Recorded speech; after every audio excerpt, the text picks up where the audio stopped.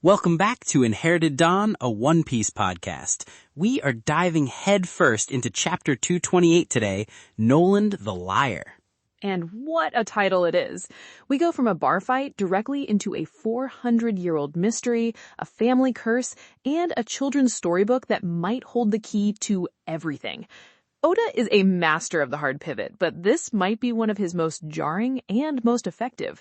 One moment we're dealing with the New Age pirates and their cynical worldview, and the next we are steeped in ancient lore. It is the perfect One Piece pivot. You think the arc is about one thing, this lawless pirate town, and then bam, he hits you with the real heart of the story. And at the heart of it is this guy, Cricket, who is carrying the weight of his entire bloodline on his back. A weight of being called a liar. It's heavy stuff, super heavy. It's a theme we see woven throughout the series, the weight of names, of lineage, and the stories that are attached to them. Whether it's a family name like Mont Blanc, they can come with a destiny or a burden. If you want to follow us on this journey as we piece together these legacies, make sure you're subscribed. You don't want to be the one left behind on the dock when we set sail for the sky. Exactly. Let's get into it. We open with Masira and Shoujou, the Salvage Kings, finally meeting up. They're standing on the deck of their ship, and the art style is just peak Oda weirdness. These guys are just bizarre physical specimens. And Shoujou is just shocked that Masira is alive after his encounter with that giant sea turtle, which, of course, they thought was a sea monster. He doesn't even want to talk about it, he's so traumatized. There's a real sense of relief and camaraderie here. Despite their competitive nature, they are clearly comrades. You can tell they have a history. Shoujou is yelling at him for being reckless, but it's the kind of yelling that comes from a place of real concern. But before they can get into it, they hear the gunshot from Cricket's place, and right away they are worried. They drop everything and sprint over there. I gotta say, for two guys who look like total goons, their first instinct is to check on their friend. It immediately tells you there's more to them than just being strange ape men who salvage shipwrecks. There's no hesitation. No, let's wait and see what's happening. It's an immediate protective instinct. They burst into the house, ready for a fight. And they find total chaos, but not the chaos they were expecting. Chopper, Nami, and Usopp are in full-blown panic mode, but the rest of the crew is just chillin'. The contrast in that one panel is absolutely hilarious. Oda is a master of composing a room to tell a story without words. Luffy, Zoro, and Sanji are completely unfazed. Sanji is probably looking for the kitchen to see what he can make. Zoro has likely found a corner to lean against as if a gunshot in a new location is the perfect time for a rest. And Luffy is right there by Cricket's side, ready to take charge. It's such a perfect snapshot of their dynamic. They've seen so much that this barely registers as a crisis. For them, it's just Tuesday. And this is what Masira and Shoujou walk in on. So naturally, they start screaming, "What are you doing to the old man?" And Luffy, without even turning around, in the most classic, blunt Luffy way possible, just tells them to get lost because they're busy nursing him. Which, of course, prompts Usopp and Chopper to yell that you can't talk to wild animals like that. They're still convinced these two are just big monkeys.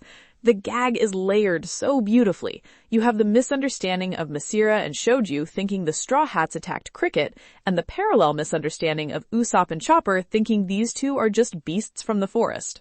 It's a powder keg of miscommunication, and you're just waiting for the explosion. You're expecting a massive, chaotic brawl to break out. But then comes the moment. The pivot. Instead of fighting, Masira and Shoujou just burst into tears. Full-on water bucks, snot bubbles, everything. They just start sobbing about how the Straw Hats are actually good guys. It's such a pure, unfiltered reaction. They went from 0 to 60 on the hostility scale, ready to defend their friend to the death, and then immediately to 100 on the friendship scale. There is no in-between. It speaks to a very simple, honest, emotional core. They saw kindness being shown to their friend, and it completely disarmed them. They're not cynical. They're not guarded. They just feel what they feel, loudly and openly. That's why Luffy gets them. He operates on that same frequency. It's his superpower. He can cut through all the social pretense and see the real person underneath. He sees these two giant, weird-looking dudes crying because they're so moved, and he's just like, yep, these are my people. There's no judgment, no confusion, just acceptance. And just like that, the Saruyama Alliance is formed. It's not negotiated. There are no terms. It's an instantaneous bond forged over a shared, simple, emotional truth. One minute they're enemies, the next they're sitting in a circle like they've known each other for years, with Luffy right in the middle, looking completely at home. Zoro and Usopp are watching from the side, completely baffled, and they just conclude that they're all cut from the same cloth. The idiots have found each other. And you know what? They're right. But it's that specific brand of one-piece idiocy, which is really just sincerity. It's the ability to be earnest and open-hearted in a world that's often cruel and cynical. There's this great little moment where Shoujou says he's impressed that a little guy like Luffy could kick Masira so hard. It's his way of showing respect, of acknowledging Luffy's strength, which he had previously only seen as a threat. And Luffy, with a completely straight face, says it was easy and that Shoujou probably could do it too. And what does Shoujou do? He doesn't question it, he doesn't laugh, he takes it as a genuine piece of advice from a new friend. He immediately turns and kicks Masira, sending him flying, just to test the theory. And he's like, "You're right, it is easy." And Masira isn't even mad. He's just surprised. It's a moment of pure childlike logic. It's perfect. No malice, just pure scientific curiosity. The logic is flawless. If A equals B and B equals C, then let me kick C. It's the kind of moment that reminds you why this crew's journey is so fun.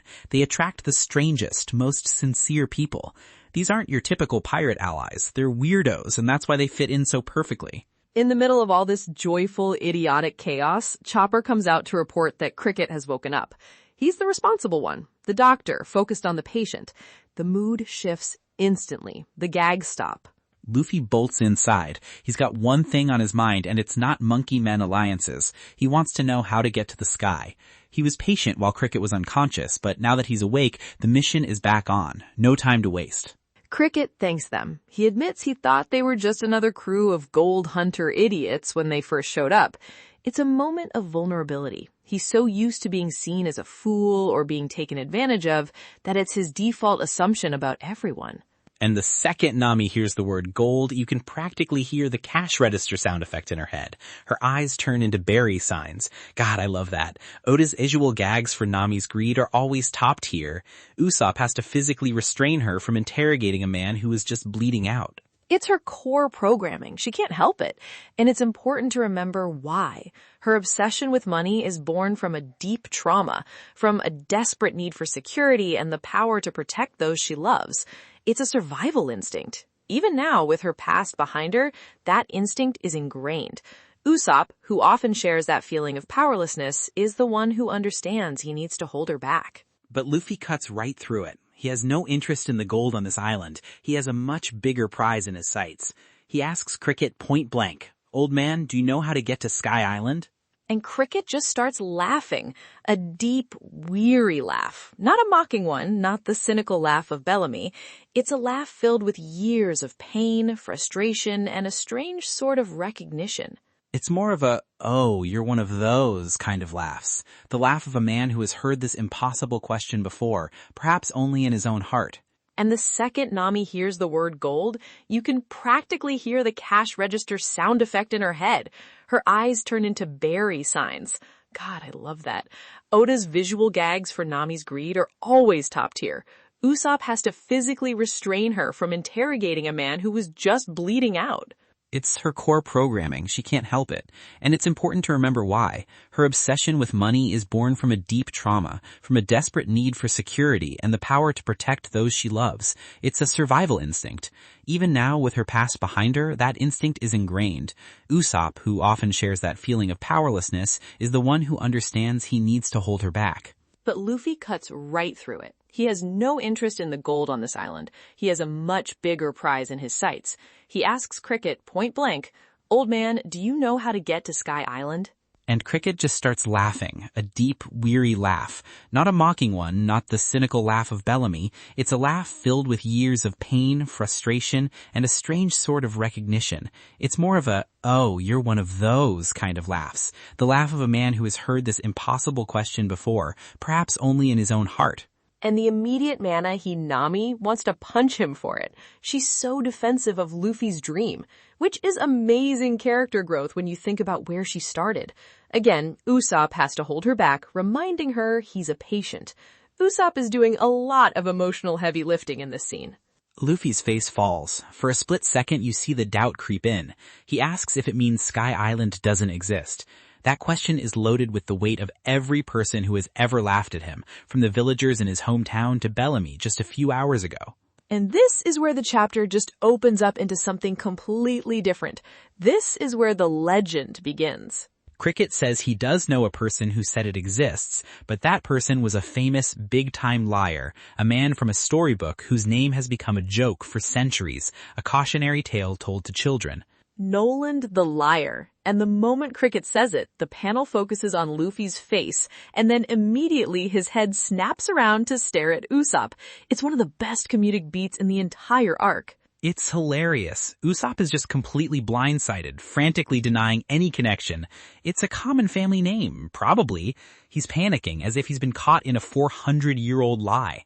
But it's more than just a gag. Oda is drawing a direct line here.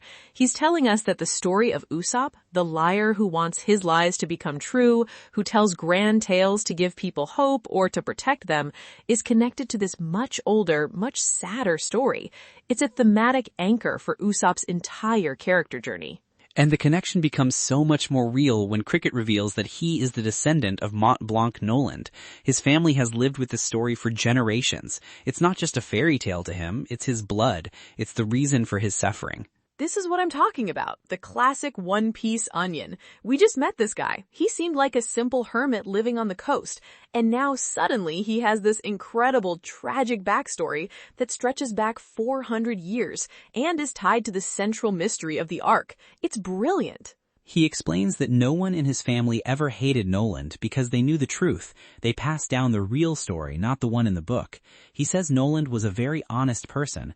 The contrast is stark. To the world, he's the quintessential liar. To his family, he's a paragon of honesty. This is a story about the battle over a person's narrative. He even talks about the picture book. He says the drawing of Noland in the book makes him look stupid with a dopey face. But the real man, the man his family remembers, died in tears, desperately trying to make people believe him, screaming about the city of gold until the very end. The level of detail here is incredible. You can feel the weight of this story and the care that went into making that fairy tale book feel like a real object in their world, something that has shaped lives for centuries. That detail about how he died makes it so much more painful. It recontextualizes everything.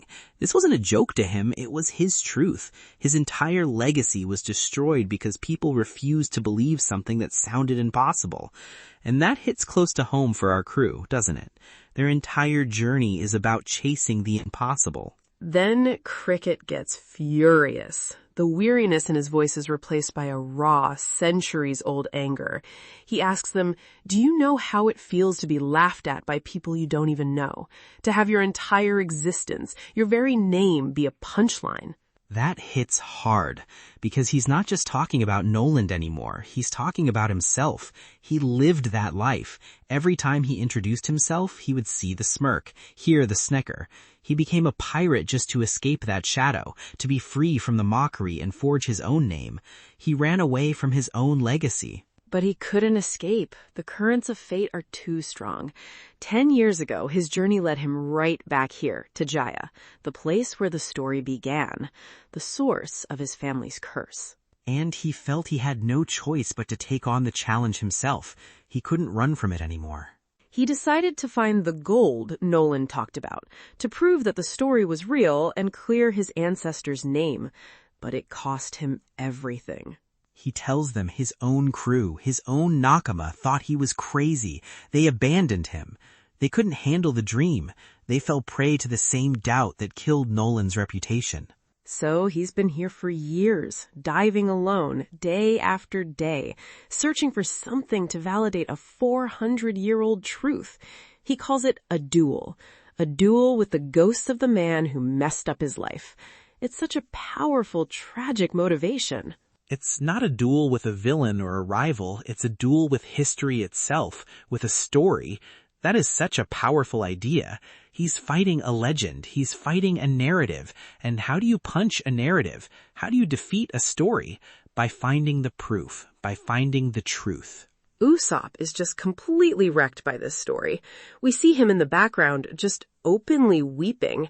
He understands on a level that no one else in the crew possibly can. He knows what it's like to be the boy who cried wolf. He knows the pain of not being believed, even when you're telling the truth, like when he tried to warn Syrup Village about Captain Kuro.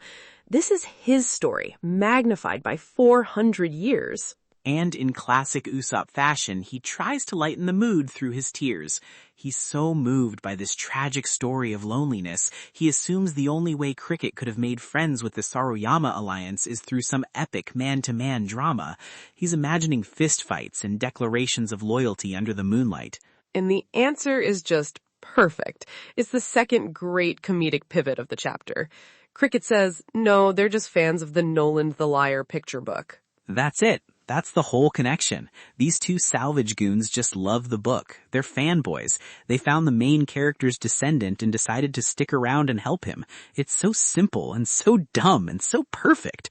It completely deflates the tension while simultaneously reinforcing the themes in a new way. Think about the implication, though. This story, which the rest of the world sees as a joke, a lie, is the very thing that brought these three lonely men together. The lie created a truth for them, a genuine friendship, a found family. The book that curses Cricket's bloodline is the same book that gave him his only companions. It's a beautiful paradox. That's a great point. It gave them a common ground. But Luffy, as always, is laser-focused. He doesn't get lost in the tragedy or the comedy. He respects the story, but he has a one-track mind. He says the story is great, but he just wants to know how to get to Sky Island. He's a man on a mission. He's here for the future, not for the past. In Cricket, seeing that unwavering belief in Luffy's eyes, a belief that isn't shaken by stories of mockery or failure, finally relents. He sees in Luffy the kind of person who can break the 400-year-old curse. He hands Nami a book. It's not the fairy tale. It's Noland's actual logbook from his voyage 400 years ago. The primary source, the real deal, not the story twisted by others, but the man's own words. My heart was pounding when he pulled that out. Nami opens it, and the whole crew gathers around, and what they read is just confirmation, pure, unadulterated proof. Noland writes about Sky Island so casually, as if it's just a normal place you can visit. He doesn't frame it as some unbelievable discovery. He just states it as a fact of his journey, writing as if it normally exists. There it is. The dream is real. The legend is real. The goal is right there, written in faded ink. The crew is ecstatic. You can just feel the energy explode off the page. Sanji, Zoro, Usopp, Nami, Luffy, they are all losing their minds with excitement. They have their proof. All the mockery, all the doubt, it just melts away in the face of these words. And while they're celebrating, Cricket slips outside quietly. He's not part of their celebration. His face isn't joyous. It's a look of resolute, a look of someone who has just made a monumental decision. He walks over to Masira and Shoujou. He asks them if they like the Straw Habs. They're a bit confused, but he just states it plainly. He's not asking for their opinion. He's leading them to a conclusion he's already reached. They seriously want to go to the Sky Island. He says it with such weight. He's not talking about it like it's a fairy tale anymore. He's talking about it as a destination, a real place that these people are determined to reach. And the monkeys comment that they'll just die on their own if they try. They're still thinking practically, but that's not where Cricket is going with this. He has moved beyond the practical. He's operating on dreams now, just like Luffy. The chapter ends with the three of them, the Saruyama Alliance, looking out at the sea. And you know exactly what they've decided without a single word being spoken. They're going to help. They are going to put their lives on the line for this kid's dream because it's intertwined with their own. It's the ultimate team-up. This is their chance to stop fighting the ghost of Mont Blanc Noland and start helping him find vindication through this new generation. Super. That's how you build an alliance. Not through contracts or treaties, but through a shared, seemingly impossible dream. It's what One Piece is all about. It's not just Luffy's dream anymore. It's theirs too. This chapter was all about inherited stories and how they shape us, how they can be a curse, a burden, or a source of unlikely friendship. Let us know in the comments what family stories or legends you grew up hearing. It's always fascinating to see what tales get passed down. All right, let's get into it. Predictions for chapter 229. Robin, you first. Okay, my first prediction is that we're going to get a flashback through the logbook. As Nami reads it, we will see a scene of Mont Blanc Noland himself, maybe his first time arriving in Jaya. We'll see the world through his eyes for a moment. It won't be a long flashback, just a glimpse to establish him as a real, tangible person, not just a character in a book. It would be a powerful way to show the audience the truth that cricket has been fighting for. Ooh, I like that. A 400-year-old flashback. Give us a taste of the man himself. My turn. Prediction 1. The next chapter is the how. The celebration is over, and now it's time for business. Cricket is going to lay out the insane, borderline suicidal plan to get the Going Merry into the sky. I think it's going to involve something called a knock-up stream. It must be some kind of insane vertical water spout that shoots things into the sky, and it's going to require some super modifications to the Merry. That feels right. It can't be simple. The journey must match the absurdity of the destination. My second prediction is a bit more thematic, stemming from the logbook. The logbook will reveal that the gold Noland was talking about wasn't a literal city of treasure. Perhaps the architecture of the city was golden in color, or the gold was a metaphor. The true treasure he found was the friendship with the people in the sky. Cricket has been chasing a misunderstanding for a decade, and the logbook will reveal this, reframing his entire quest from a treasure hunt to one of restoring his ancestors' honor. That would be so tragically poetic. He's been breaking his back for gold when the true treasure was human connection all along. That's a very One Piece theme. I love it. Okay, my second prediction, Bellamy is not done. He and his crew were humiliated. He can't let that stand. They know Luffy is after the City of Gold. They're going to show up right when the Straw Hats and the Saruyama Alliance are preparing to leave and try to sabotage everything. Maybe try to steal Noland's logbook for themselves, thinking it's a treasure map. It's the final clash of ideals. The man who mocks dreams versus the man who chases them. A final confrontation before they ascend. That makes sense. Their story feels incomplete. They can't just be left behind in a bar without one last attempt to prove their cynical worldview. Bellamy's entire philosophy was challenged and defeated by one punch. He has to either change or double down on his beliefs, and I don't think he's ready to change yet. Exactly. They have to try and crush the dream one last time before Luffy leaves them in the dust, literally. It's the final test on the ground before they can earn their place in the sky. And we all know how that's going to end. One-way ticket to the ground. Super. Well, that's all the time we have for today. Join us next time as we see just how crazy this plan is to reach the sky. This is Inherited Dawn signing off.